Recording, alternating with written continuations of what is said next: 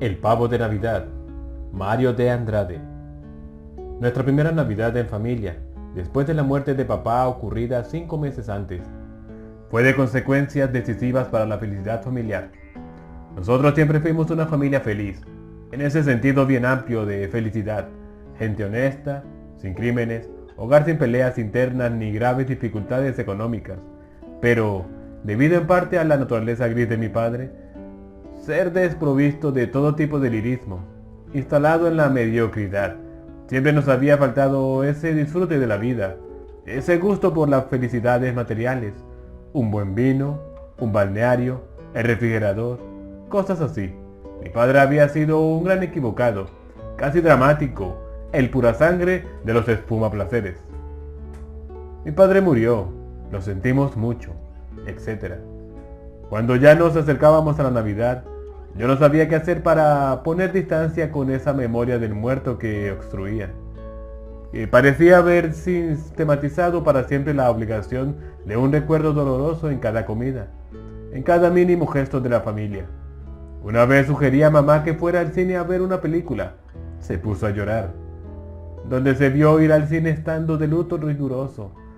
El dolor ya se cultivaba por las apariencias y yo, que siempre había querido bien a mi papá, más por instinto filial que por espontaneidad del amor, me veía a punto de detestar al bueno del muerto.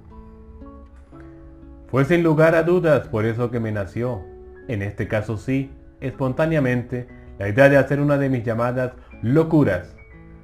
Esa había sido, en realidad, y desde muy niño, mi excelente conquista contra el clima familiar, desde muy temprano, desde los tiempos de la secundaria, en que me las arreglaba para sacar regularmente un reprobado todos los años, desde el beso a escondidas a una prima, cuando tenía 10 años, descubierto por la tía Bela, una tía detestable, y principalmente desde las lecciones que di o recibí, no sé, de una criada, conseguí, en el reformatorio del hogar y con la vasta parentela, la fama conciliadora de loco. Está loco el pobre, decían. Mis padres hablaban con cierta tristeza condescendiente. El resto de la parentela me buscaba como ejemplo para sus hijos y probablemente con aquel placer de los que se convencen de alguna superioridad. No tenían locos entre sus hijos. Pues esa fama es la que me salvó. Hice todo lo que la vida me presentó y que mi ser exigía que se realizara con integridad. Y me dejaron hacer de todo, porque era loco, pobrecito. El resultado de todo esto fue una existencia sin complejos, de la cual no tengo nada de qué quejarme. Siempre teníamos la costumbre, en la familia, de realizar la cena de Navidad. Cena insignificante, ya puede usted imaginarse. Cena tipo de mi padre. Castañas, higos, pasas después de la misa de gallo, empachados de almendras y nueces, si habremos discutido los 3 hermanos por el cascanueces. Empachados de castaña. Nos abrazábamos e íbamos a la cama. Fue al recordar esto que arremetí con una de mis locuras. Bueno, para Navidad, quiero comer pavo. Hubo una de esas sorpresas que nadie se imagina. Luego, mi tía solterona y santa, que vivía con nosotros, advirtió que no podíamos invitar a nadie debido al luto. ¿Pero quién habló de invitar a alguien? Esa manía. ¿Cuándo comimos pavo en nuestra vida? Pavo aquí en casa es plato de fiesta. Viene toda esa parentela del demonio. Hijo mío, no hables así. Pues habla y ya. Y descargué mi helada indiferencia sobre nuestra parentela infinita, dizque descendientes de bandeirantes. Qué poco me importa. Era el momento para desarrollar mi teoría de loco. Pobrecito, y no perdí la ocasión. De sopetón, me dio una ternura inmensa por mamá y tiita, mis 2 madres, 3 con mi hermana, las 3 madres que divinizaron mi vida. Siempre era lo mismo. Venía el cumpleaños de alguien y solo así se hacía pavo en la casa. Pavo era el plato de fiesta, una inmundicia de parientes ya preparados por la tradición. Invadían la casa por el pavo, las empanaditas y los dulces. Mis 3 madres, 3 días antes, lo único que sabían de la vida era trabajar preparando carnes frías y dulces finísimos, pues estaban muy bien hechos. La parentela devoraba todo y todavía se llevaba paquetitos para los que no habían podido venir. Mis 3 madres quedaban exhaustas. Del pavo, solo en el entierro de los huesos. Al día siguiente, mamá y tita probaban un pedacito de pierna, oscuro, perdido en el arroz blanco. Y eso que era mamá quien servía. Elegía para el viejo y para los hijos. En realidad, nadie sabía concretamente qué era un pavo en nuestra casa. Pavo o restos de fiesta. No se invitaba a nadie. Era un pavo para nosotros 5 personas. Y tenía que ser con 2 farofas. La gorda con los menudos y la seca, doradita, con bastante mantequilla. Quería el buche rellenado solo con farofa gorda, a la que teníamos que agregar fruta negra, nueces y una copa de jerez, como había aprendido en casa de la Rosa, mi querida compañera. Está claro que omití decir dónde había aprendido la receta y todos desconfiaron. Y todos se quedaron en ese aire de incienso soplado. No sería tentación del diablo aprovechar una receta tan sabrosa. Y cerveza bien fría y helada. Garantizaba ya casi a los gritos. Lo cierto es que con mis gustos, ya bastante refinados fuera del hogar, primero pensé en un buen vino bien francés. Pero la ternura de mamá venció al loco. A mamá le encantaba la cerveza. Cuando acabé mis proyectos, me di cuenta, todos estaban felicísimos, con un inmenso deseo de hacer aquella locura con la que había irrumpido. Sabían muy bien que era locura, sí, pero todos se imaginaban que yo era el único que deseaba mucho aquello, y era fácil echar encima mío la culpa de sus deseos enormes. Se sonreían, mirándose unos a otros, tímidos, como palomas desgarradas, hasta que mi hermana asumió el consentimiento general. Aunque esté loco, se compró el pavo, se hizo el pavo, etc.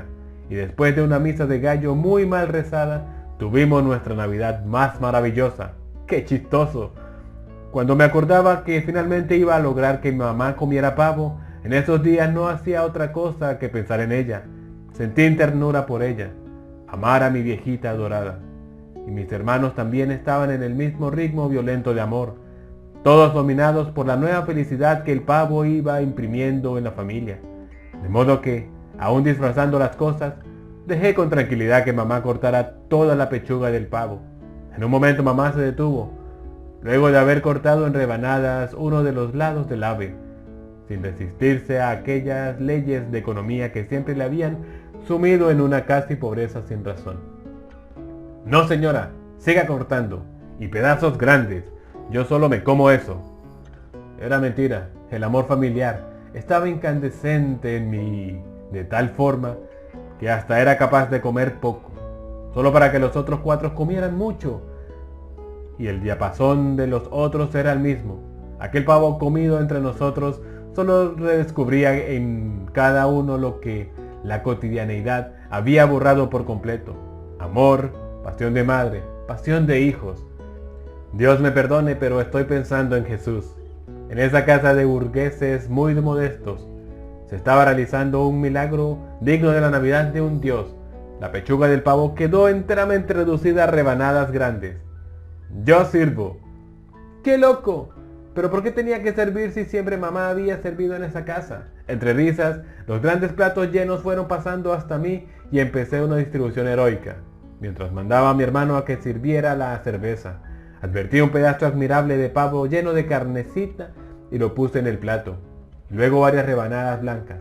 La voz severa de mamá cortó el espacio angustiado en el cual todos aspiraban a su parte del pavo. Acuérdate de tus hermanos, Juca.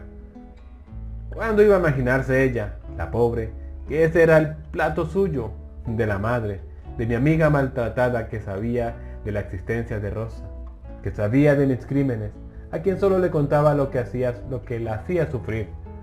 El plato quedó sublime. Mamá, este es su plato. No lo pase. Fue entonces cuando ella no pudo más con tanta conmoción y se puso a llorar. Mi tía también, después de ver que el siguiente plato sublime era el suyo. Entró en el asunto de las lágrimas, y mi hermana también, que jamás había visto lágrimas sin abrir una llave.